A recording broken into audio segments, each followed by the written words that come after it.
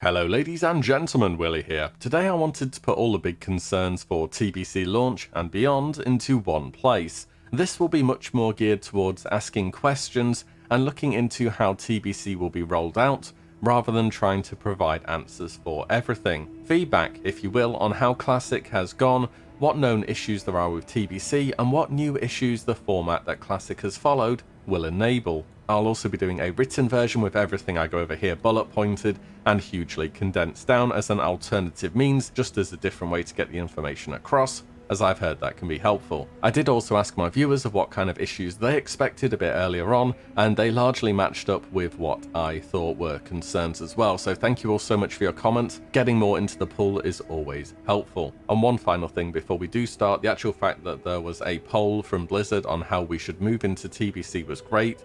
I think things like that are really appreciated by the community, and they love giving feedback as much as they can, so poll everything that you can really. Starting off then, how do we move from Classic to TBC? I'll be briefly touching on it. It was something that was brought up quite frequently by viewers, and just what I hear are generally, though Blizzard are going to have the survey results, likely they've pretty much already decided on how this will be done based off of that and their own internal investigations. I've heard from a lot of players that they would prefer to progress straight to TBC, horizontally if you will, having leveled characters expecting this new content. Basically option 1 in the survey, and though there is certainly a desire to stay on Classic from certain players, it's inevitable that one side of the player base must either transfer or copy to the new Classic only servers, should that be the case. And I strongly believe there will be a much larger volume of players wishing to continue on to TBC. One side of the player base has to take the hit. It makes sense to do it with the smaller one. Moreover, this presents an opportunity to merge the existing Classic servers, where there'll be less players remaining. Secondly, server population size. Our servers are dramatically larger than anything that existed at this point in the original game, which is very much expected to have several knock-on effects to areas of content within the Burning Crusade.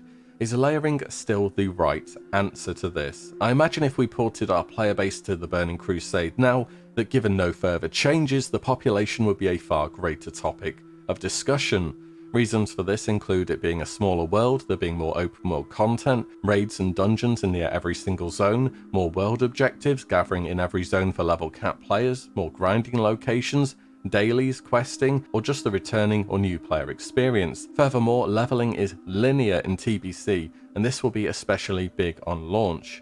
In Classic, we had 6 different starting zones and many different low-level zones on top of that, like the Barrens, Silverpine Forest, Lot Medan, Westfall, and so on. In the Burning Crusade, I go from Hellfire Peninsula to Zangarmarsh to Terracar, and so on. Savvy players will dungeon grind or find alternatives, but the average player will encounter bottleneck after bottleneck after bottleneck, especially with the gather or kill specific mob type of quests, vastly more so than was the case in Classic. Server locks did alleviate issues in Classic at a certain point throughout its life cycle, but as somebody who played on a locked server, it didn't feel like a great solution.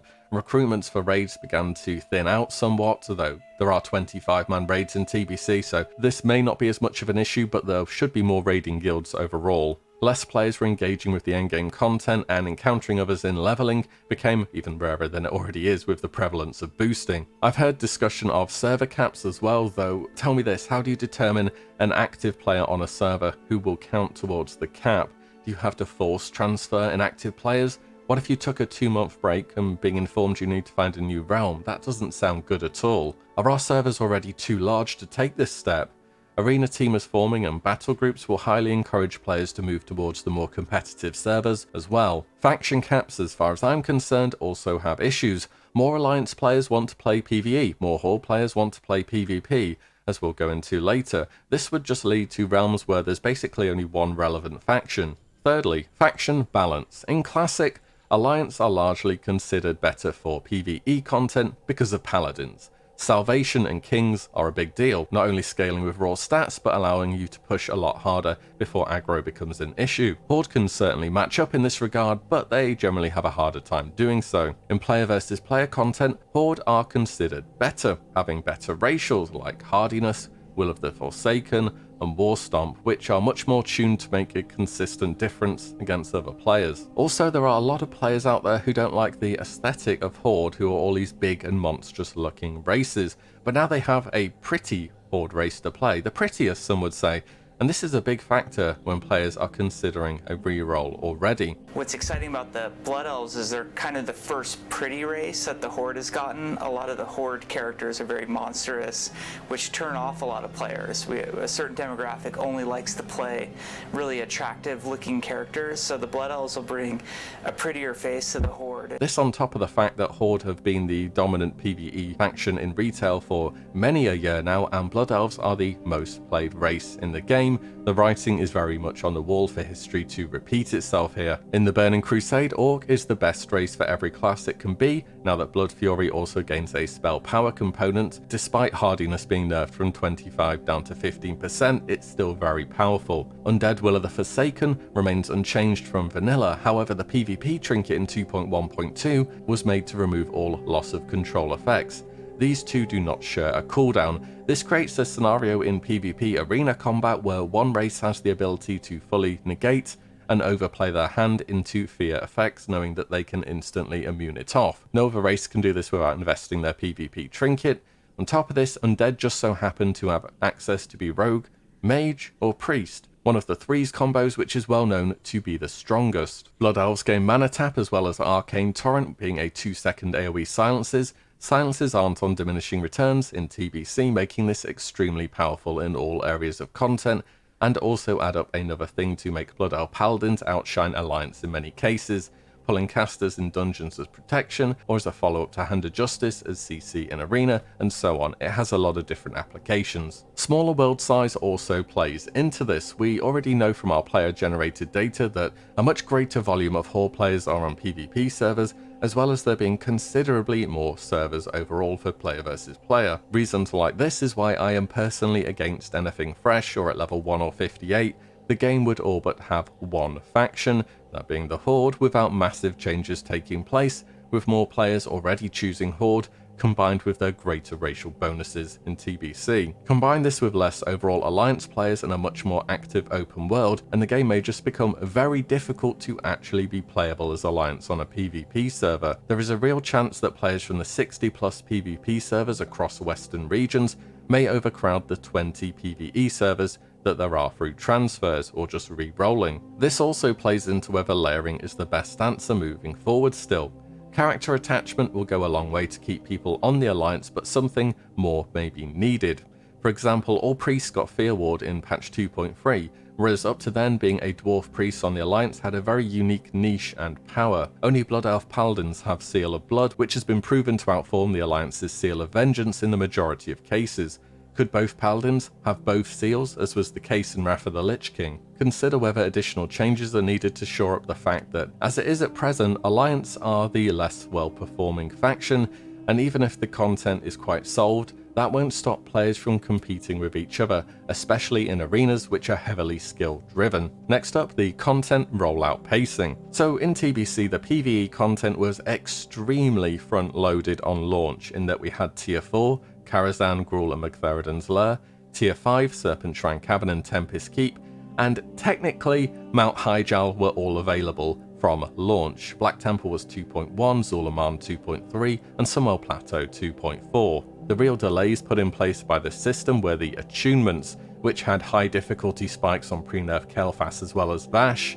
Magtheridon and Gruul's Lair were no joke either, as was pre-nerf Karazhan. Also, the attunement for Hyjal up to 2.1 was bottlenecked by the Vials of Eternity quest, which reportedly only dropped 1 vial per raid, which was moved to 4 in 2.1. That's as per research here.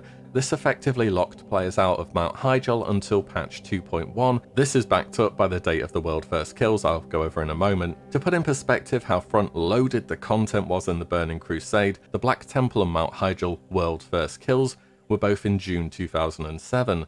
Sunwell Plateau and world first kill Jaden was May 2008. That's nearly a solid year between the raid tiers, though Sunwell Plateau bosses were time-gated as well. Furthermore, in 2.4, achievements were removed for earlier tiers, heroic dungeon keys were dropped down from revered to heroic, as well as many nerfs to raid and dungeon content between launch and then to make it more accessible for players to catch up. Tier sets are all more spread out in the Burning Crusade. It's no longer one tier from one raid like how you get tier 1 from Molten Core, tier 2 from Blackwing Lair, and so on. The Burning Crusade could easily be 3 content phases, but it would be so much better as 5 or 6, similar to Classic.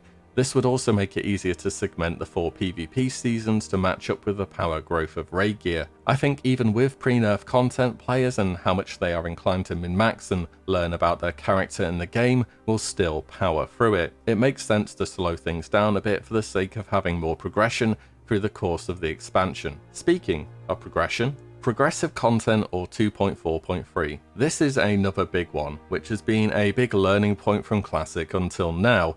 So we launched Classic on 1.12, which had some pretty big effects in terms of nerf raids, buff player power in terms of itemization and talents, yet it also gave us a much more functional game as many bugs and changes were made to get us from then to where we are today. In TBC, should there be the full patch info from 2.0.1 all the way to 2.43, would progressive content be worth a look? I have heard from many players that they would enjoy seeing such a thing. There's a lot to take in for progressive content though, in terms of it's not all good. We have a lot of bug fixes for abilities or problems that may exist on an earlier patch but aren't a thing later on.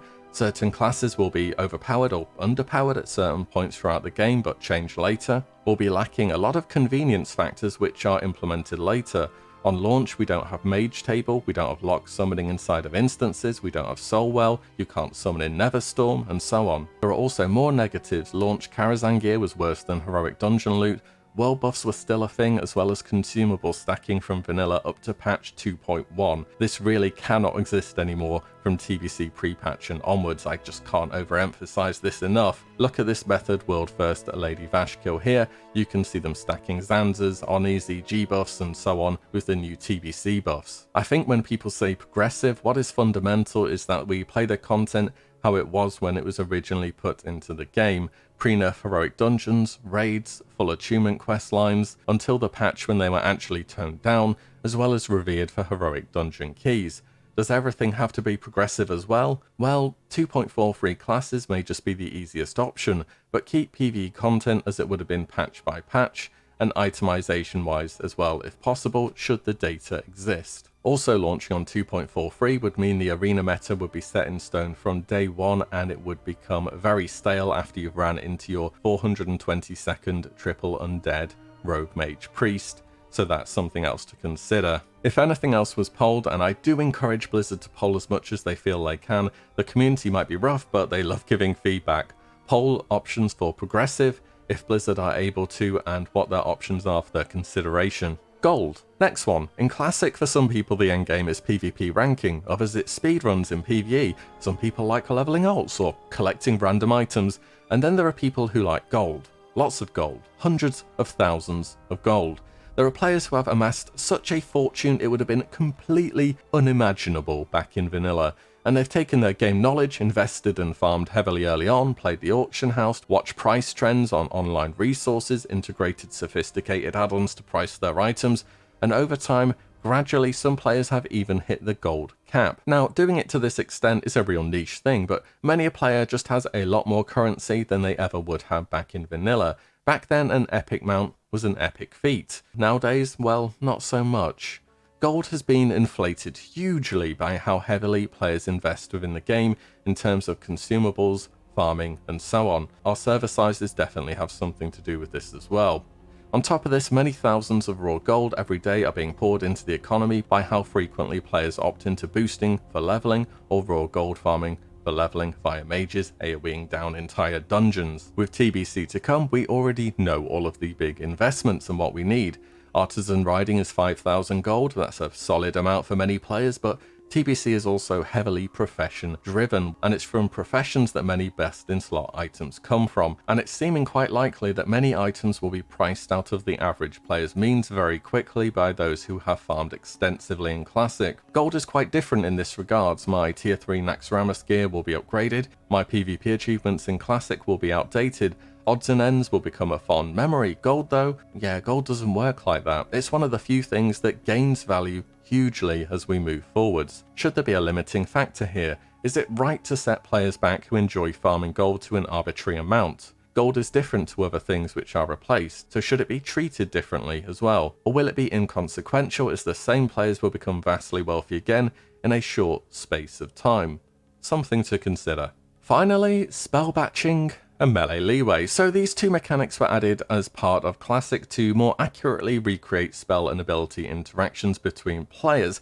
However, over time it's been found to cause more than just a few frustrating interactions, such as delay from heals where they land and a target still dies, feign death or vanish just straight up not working if hit on the server loop, and so on and so forth. And whilst the effort to aim to recreate these interactions was certainly appreciated come the start of Classic, now I think the vast majority of minds have changed towards this subject. Please look into lowering the batching loop considerably or enabling the server response time used on the retail version of the game. This is especially true for PvP content. Making clutch plays is exceptionally difficult with spell batching, and often it feels like a fleeting effort when you know in the back of your mind your big cooldown could be wasted because you just pressed it at the wrong time and had bad luck with a server loop. Or for example, you fake cast somebody, begin casting again, and they still get you on the recast due to the batching window. I can imagine issues with the current window like getting hit by spells consistently through Cloak of Shadows, using Mass Dispel on Bubble and it doesn't hit, getting hit behind pillars and so on.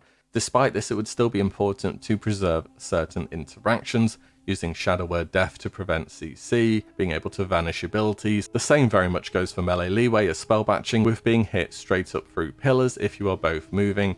It has a lot of potential to cause problems. I think our modern hardware has superseded the need for either of these mechanics in the game, and it would be much more compelling as a result if they should be both toned down or completely removed. Furthermore, Arena has enormous esport potential in the Burning Crusade, so I'd very much say it would be in Blizzard's best interest to make it the most competitive that it possibly can be, which doesn't include leeway or batching.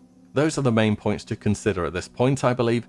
Certainly all that can be addressed pre-launch, and as I mentioned, I'll attach a written version that's shortened down quite a bit with bullet points to make it a bit easier to read than just the shorthand versions of everything I've gone over here. Do let me know your thoughts as well and whether you think I covered all the important bits. Maybe we can do another one of these moving forwards. There are also plenty more ideas I have for actual balance changes, not just so far as how it should be rolled out as well. So I'd stay tuned for that later on. Thanks all so much for watching, and I will see you all in the next one very soon. If you like what you see, do give the video a like and subscribe, as there will be plenty more to come. Thank you guys all so much for watching, and I will catch you in the next one.